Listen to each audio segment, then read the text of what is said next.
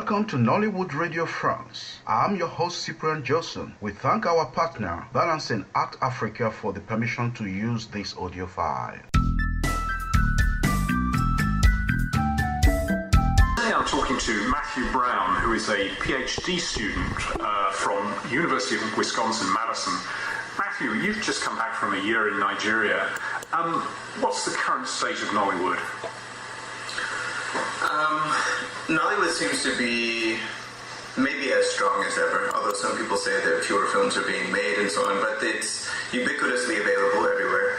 And directors are making money. They're making lots of films. Some of the most successful directors are having big premieres in Lagos. They're taking their films to the US and to the UK for premieres. So Nollywood seems to be going very strong. At the same time, there's a lot of talk from the conversations that I've had that, Nollywood is on the precipice of something new, and nobody's quite sure what that might be, but after 20 years of the model that they have been working with, people are trying to find a way to make more money out of it, to sort of formalize the system and so on. How do you think they're currently making money? It depends really on which kind of director or producer you're talking about.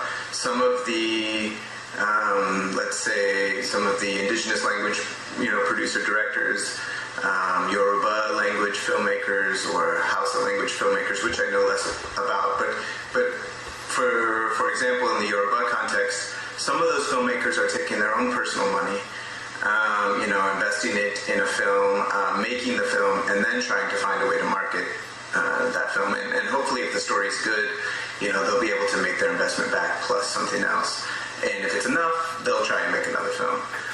But then some of the more successful directors, the ones that have been around for 15 years, the ones with big offices in Lagos, they have constant income, they have lots of funds to work with, and they're really planning ahead.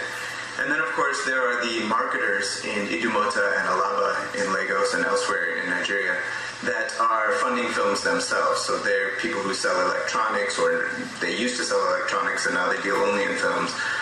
And they, like they have since the beginning of Nollywood, are putting money into projects that they think, could return a significant amount. So you're a Nollywood filmmaker. Where does the majority of your income come from? From a distributor, from cinema, or from television? It comes from distribution. Although some of them are now looking to television to be a significant source of income, which is interesting because, of course, in the rest of the world, television is the place where, is the last place where you try to find income from filmmaking. But because, DSTV, Africa Magic Channel has been so successful, and many filmmakers realize that it's out there. Again, in the Yoruba language film example, filmmakers who make Yoruba movies, they're now arguing that they can't make much in the market anymore because there's a Yoruba language Africa Magic Channel. And most Yorubas who want to watch Yoruba movies will just turn on DSTV and watch it there, and they won't go to the market to buy films any longer. So those filmmakers are looking to DSTV to make their money, and they go into the offices of DSTV demanding quite a bit of money for their films, and DSTV doesn't plan to spend that kind of money on those films at all. But what they fail to recognize is that not everyone in Nigeria has DSTV, of course. There are lots of people who are still going to the market. I think that everybody's going to have to rethink how they make money off of these films, but the prime place to make money off of movies is on the street, just like it's been for the last 20 years. And if we move to the street, one of the difficulties is obviously piracy. Right. How do any of these people get any money back if the primary mode of distribution is actually pirate channels? Well, it seems to be that the problem is finding a better distribution model.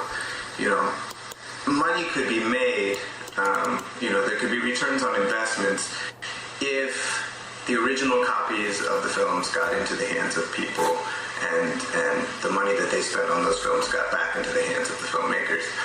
But as it is now, it seems that it's a very risky market.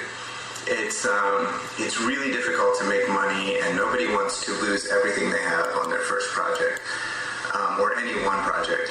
So there may be an audience of 500,000 in Nigeria for a particular film, but the producers / marketers / whoever's putting it together may only make 30,000 copies of that film, and it's the pirates who make up the difference. They're getting it to the hands of the rest of that 500,000 people who want to watch the film. So the way around it is to try and figure out how to make 500,000 copies of that film and get it into people's hands. You were talking about Charles Igwe of Bob TV having a notion that it would be possible to sell to people who could afford to buy through perhaps outlets like petrol stations in sort of sustained burst, as it were, when the film comes out. Describe to me how that would work. Well, I think the thinking is, and people like the Igwes are thinking about it, people like M.M. Isong, who's a very successful producer, director,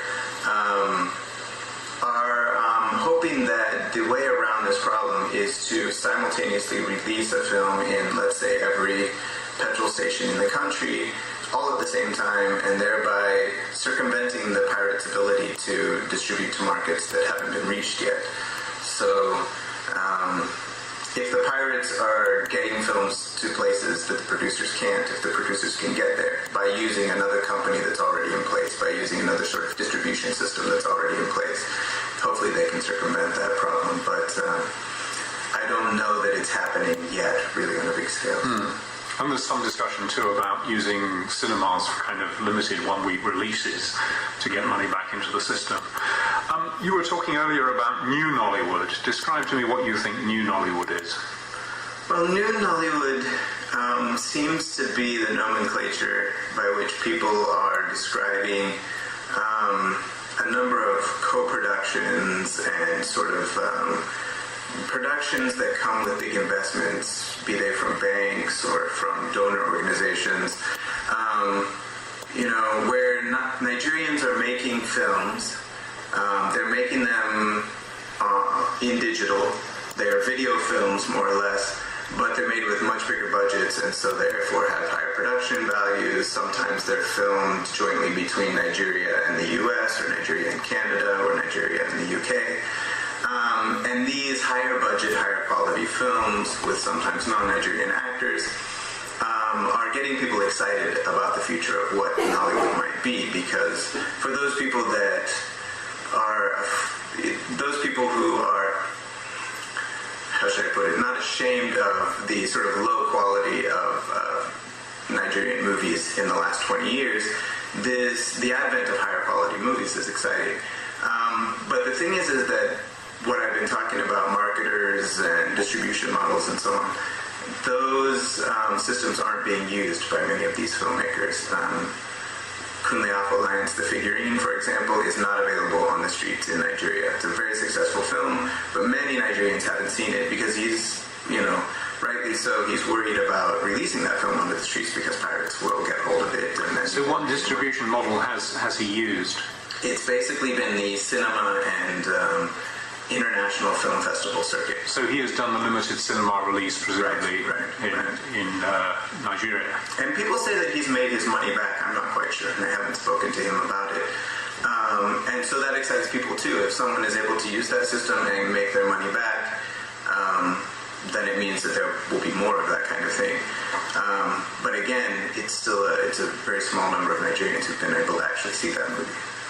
We've talked about Nollywood, in a sense, becoming the lingua franca of the continent. People see themselves as Africans through the process of watching fictional stories in English across the continent. Is there a place internationally that Nollywood can go that is outside of the continent? Is there a way that Nollywood may break out of the continent in some way?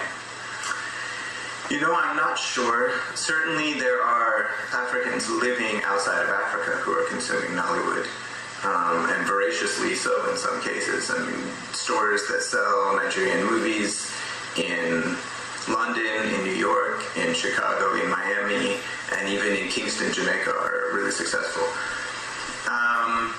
But whether or not those films could jump to the same markets that Hollywood markets to, or the Bollywood, or the other big international film industries market to. I don't know. I don't see why not. I don't see why not that Nigerian movies couldn't appeal globally. But one of the great things about Nollywood, and one of the reasons it's been so successful, is that the stories are tailored to Nigerian audiences. And it's interesting that those stories appeal beyond Nigeria and the rest of Africa. But I don't think that those stories appeal yet to the larger global audience. But I'm sure some filmmaker could crack that.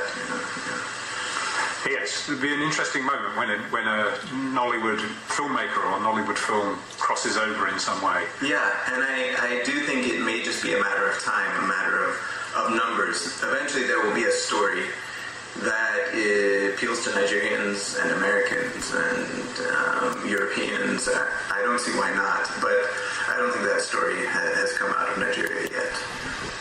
Thank you for talking to me, William.